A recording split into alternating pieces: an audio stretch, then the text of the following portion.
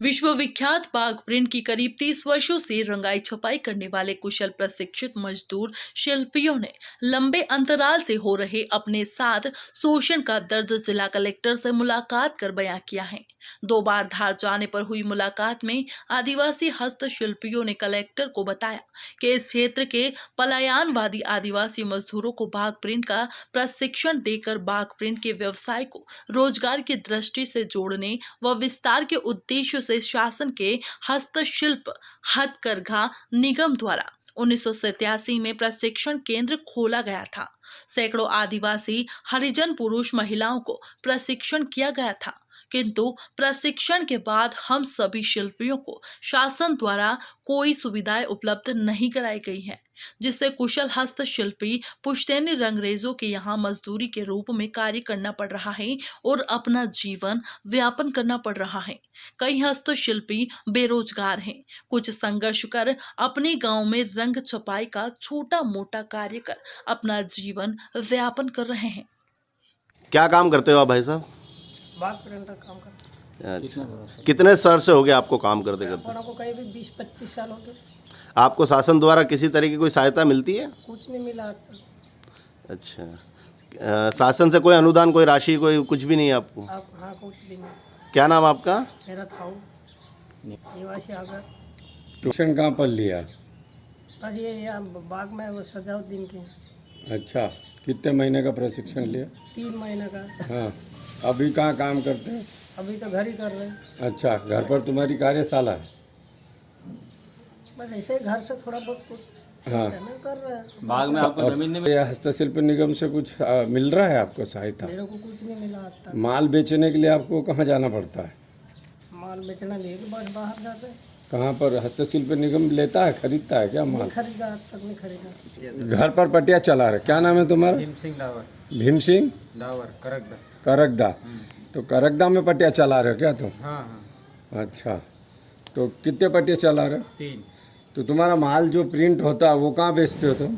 अभी तो भोपाल बेचते हैं न, कहीं और थोड़ा बहुत एक दूसरे से लेके न दाड़ की कर रहे। अच्छा, हस्तशिल्प निगम वाले आते हैं आपके पास? नहीं, आज तक नहीं। नहीं आते हैं। माल कहाँ बेचना है, कैसे छापना है, कुछ? नहीं, कोई भोपाल जाते हो तो निगम के पास जाते हो ऑफिस में? नहीं, पता ही नहीं गए। निगम का ऑफिस नहीं पता? निगम का कोई अधिकारी आपके पास नहीं आता है? नहीं आया आज तक। प्रियंका दिलीप बाहेती। हाँ। मैं बाग से हूँ और शिल्पी हूँ मैं खुद भी, और मैं खुद कारखाना चला रही हूँ। मैं आदिवासियों को जॉब वर्क पे रखकर और उनको एक रोजगार दे रही हूँ, और उसके साथ ये है कि जितना भी सुविधा है वो हम लोगों को मिल नहीं पा रही है, ना मुझे मिल रही है और ना मेरे साथ जो आदिवासी भाई बहनें हैं उन लोगों को मिल पा रही है। साथ में ये कि जब भी कोई यहाँ अधिकारी या योजनाएं आ रही है तो यही है कि वो पैतृक लोगों को है या अवार्डी लोगों के लिए, हम लोगों के लिए कोई कुछ नहीं है। और 3 से 4 बार मैं भोपाल गई हूँ, मैं एमडी सर से मिली हूँ, एमडी सर ने भी मुझे कोई रिस्पांस नहीं दिया। साथ में जब भी कोई योजना आ रही है तो ना मुझे रेट पे कर रहे हैं और ना ही मेरे कोई माल खरीद रहे हैं। जब भी मैं जाती हूँ तो यही है कि मैडम आप अगली बार देख लेना, या फिर हमारे शोरूम पे बैठ के माल सेल कर लो, पर हम परचेज़ नहीं कर रहे हैं। और परचेज़ कर रहे हैं तो फिर हमारे कुक्षी के रेट अलग है और बाग के रेट अलग है, तो मुझे कुक्षी के रेट दिए जा रहे हैं। तो इस कारण से मैं काम नहीं कर पा रही हूँ, और जो कर रही हूँ वो सिर्फ मैं एग्जीबिशन के जरिए कर रही हूँ। नहीं, हैंडीक्राफ्ट बोर्ड, हाथकरघा और हस्तशिल्प निगम आपसे माल खरीदती है क्या? नहीं खरीद रही है। सिर्फ मुझे बुला रहे हैं मीटिंग में, या फिर एमडी सर बाग आते हैं तो मुझे इंदौर बुला लिया जाता है, या इंदौर वो यहाँ भोपाल बुला लिया जाता है और सर बाग विजिट करके चले जाते हैं। कभी कारखाने पे विजिट करने नहीं आए हैं। और शासन से अनुदान मिला है नहीं, आपको? कोई अनुदान नहीं है। मैं अपना खुद का सेल्फ काम कर रही हूँ, जितना भी कर रही हूँ।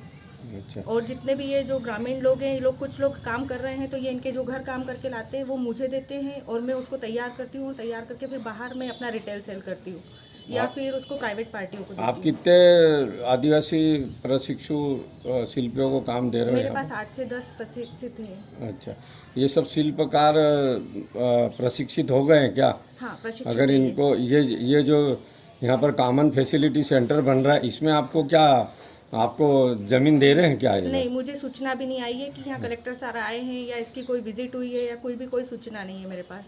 आपके ये प्रशिक्षु जो आपके पास शिल्पी काम कर रहे हैं और जो पटिया चला रहे, इनके पास सूचना आई थी कि नहीं, यहाँ इन लोगों के कॉमन पास- फैसिलिटी सेंटर में आप वो ज़मीन देंगे आपका नाम नहीं, इन दर्ज लोगों को भी सूचना नहीं आई है और मेरी किसी अधिकारियों से बात हुई है तो वो ये बोल रहे हैं कि ये पैतृक चीज़ें हैं और ये मुहिम उन लोगों ने चलाई है जिनका पैतृक बिजनेस था, तो वही लोग ज़मीन ले सकते हैं मैडम। और अगर आपको ज़रूरत रहेगी और समय पे अगर कुछ होगा तो हम समझेंगे उस चीज़ को। ये और किसने मैं कहा था सामान्य आपको? वर्ग की हूँ, इसलिए मुझे तो कोई सुविधा के लिए उम्मीद नहीं है, फिर भी मैं कोशिश करती हूँ कि सामाजिक स्तर से नहीं जुड़ते हुए और इन ग्रामीण लोगों को जुड़ के ही काम करूँ मैं, तो आगे मैं भी कुछ कर पाऊँ और ये लोग भी मेरे साथ कोई काम कर पाएँ।